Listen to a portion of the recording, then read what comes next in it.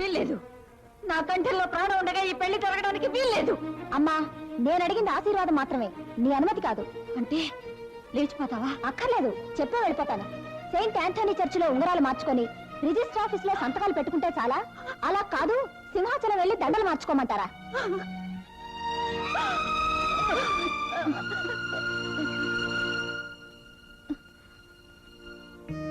మావగారు sir. అమ్మా, saint Anthony చర్చికి bus route number 1, 3, register office కి ఆ నెంబర్ 10, సింహాచలానికి 6A29. కరెక్టే కదమ్మా? అతను క్రిస్టియన్ మాయా? చాలరా, నా మొగుడు నిర్ణయించే అర్హత నీకు లేదు పోరా అని నా కూతురే నా మొహం మీద అన్న తర్వాత రాబోయే అల్లుడు పీతాంబరం అయితేనే, పీటర్ శామ్యూల్ అయితేనే, పీర్ మహమ్మద్ అయితేనే ఏ మతమైనా నాకు సమ్మతమే. గోవిందా ఓ క్రీస్త్, అల్లాహు అక్బర్, బుద్ధం శరణం గచ్ఛామి.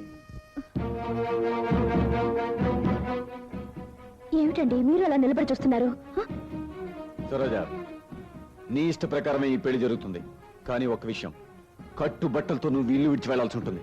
ఒక్క నయా పేసు కూడా నీ పెళ్లి ఖర్చు పెట్ట. ఎవరి దయా దాక్షిణ్యాల కోసం నేను ఎదురు చూడలేదు. Thank you. No mention. అరేరే, ఇదేమిటి ఈయన వేరే రూట్ లో పోతున్నారే?